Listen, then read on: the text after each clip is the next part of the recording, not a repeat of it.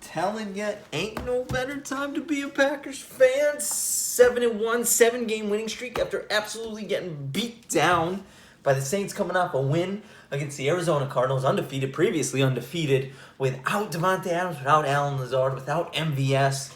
Oh my, we're getting David Bakhtiari back. Jair at some point might come back. Zadarius Smith is back in town. Now we got the Chiefs. They stink. They almost couldn't beat the New York Giants on Monday night. I mean, what could go wrong?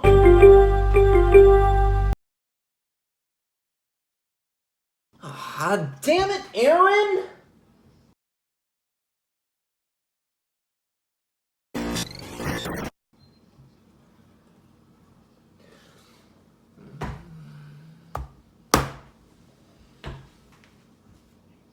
Aaron has COVID. Aaron Rodgers has COVID. Um, you know, he's taking some heat. So I got that news pretty early on in the day. Somehow, if you play fantasy football on like the Sleeper app, you get breaking news before anything else. You want to talk about Aaron Rodgers getting COVID? Yeah? All right. So, yeah. He looked pretty fit yesterday on his weekly appearance on the Pat McAfee show. Did not look, but you're out of control today. Did not look like he had the vid. The thing, he's catching some heat because at one point he never actually used the words. I guess earlier in the year he had a press conference, and I watched this, and I remember thinking like that's a weird way. But they asked him if he was vaccinated, and he said, "Yeah, I've been immunized or something like that." And I knew, like, when I heard it, I'm like, well, that's a weird way to say it. But and then he went on and was talking about it's a personal decision, and 100% it is. But he's just catching some heat because people have thought for however long been vaccinated. You see him on the sidelines, no mask, whereas you get guys like Carson Wentz been wearing a mask. This and that. So like he's really catching some heat. Which again, end of the day, it's your own personal decision. You live with the consequences, right? NFL has these rules. You're not vaccinated, you get COVID, you're out 10 days.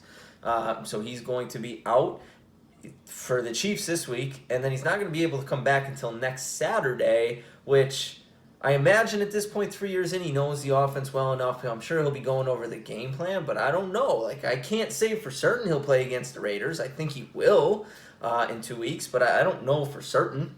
And again, I'm just waiting to hear him talk because, this isn't a political thing. I don't want to get in on the vaccine. Should you take it? Should you not take it? I'm not a doctor. I'm some dude who lives in Northeast Pennsylvania who talks about sports.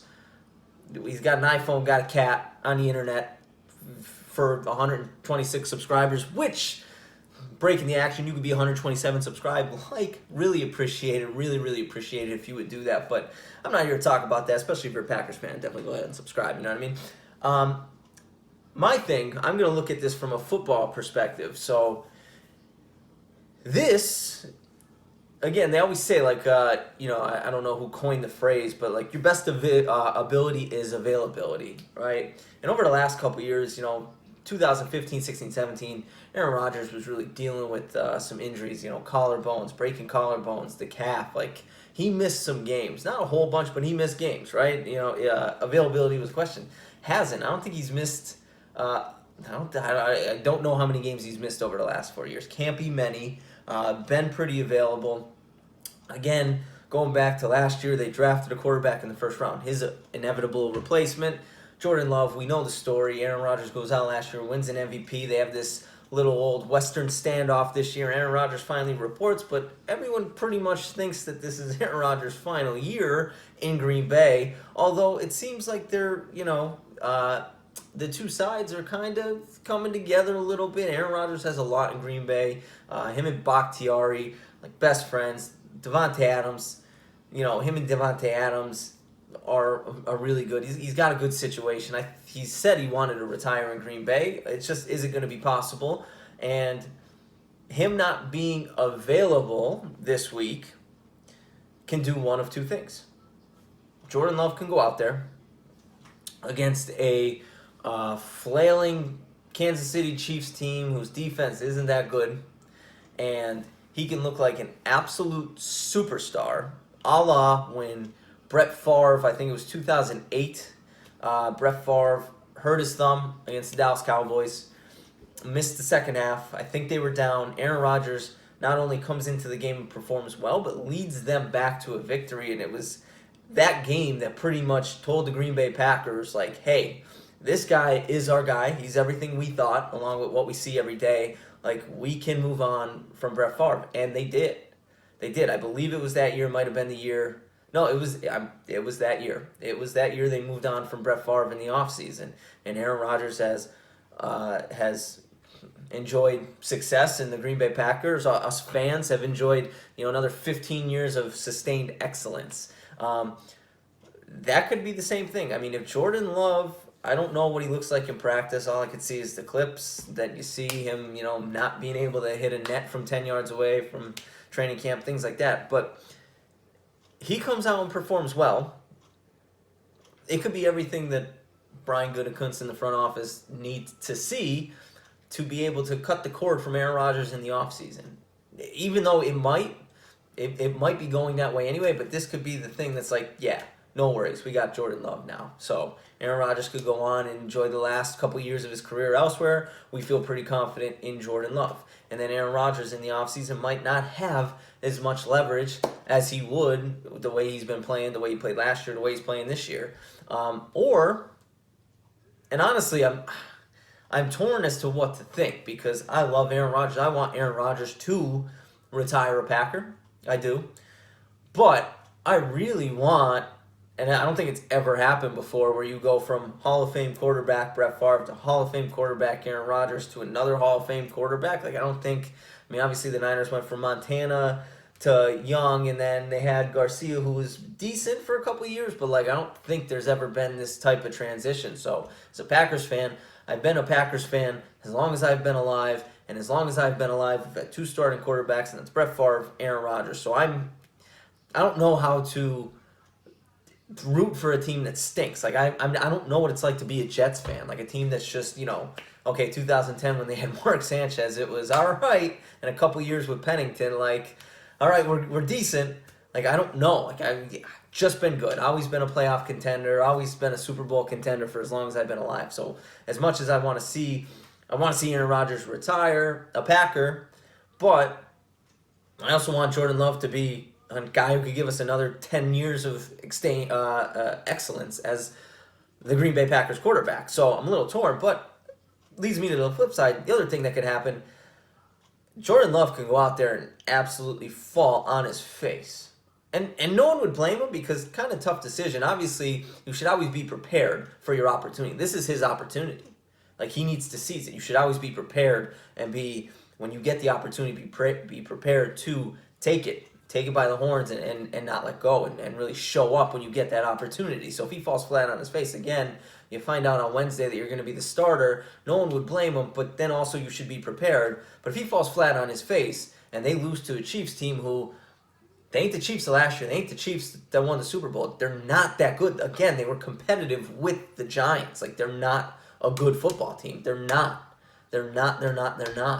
right now. And they haven't been all year, and we're 8 games in.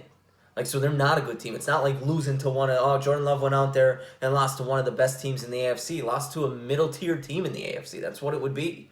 But if Jordan Love comes out, does not look good, they lose. Well, Aaron Rodgers come this offseason is going to have all the leverage. He's going to have all the leverage, and he might be able to demand whatever he wants from the Green Bay Packers to get him to stay. That's what's on the line this week and potentially next week against the Raiders. I hope Jordan Love does well, but I do know that if Jordan Love does well, this is definitely, as much as I think this is Aaron Rodgers last year at Green Bay, I just don't think they're going to be able to, I don't think he wants to really deal with the front office anymore. But if Jordan Love performs well, there's no doubt that this is going to be his last year. But I want Jordan Love to succeed, but I also want Aaron Rodgers to retire a Packer. So I'm torn. I am torn. I don't care if the guy's vaccinated or not. Great football player. Giving me a lot of joy in my life as a Green Bay Packer fan. Want him to retire a Packer. Want him to be the quarterback. But I also want Jordan Love to give me 10 to 15 more years of being a happy Packers fan. So I'm torn. Packers fans, I want to hear. I want to hear what you think.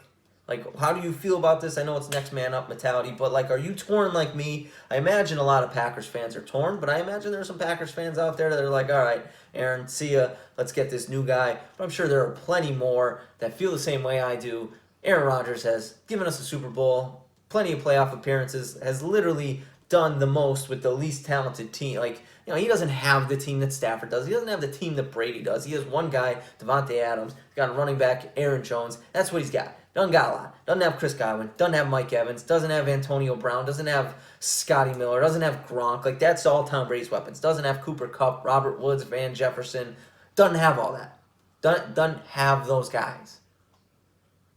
So he's doing way more with way less than those other guys, the other quarterbacks of the top teams in the NFC. So I'm ranting now. Packers fans, I want to hear from you. Let me know how you feel about the situation, what your prospects are for Jordan Love, and do you think we're going to get the job done this week against Kansas City?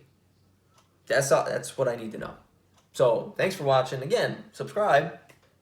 You can be 127. I'd appreciate it. Like the video. Potentially watch another one if one pops up that you like. And go Pack Go.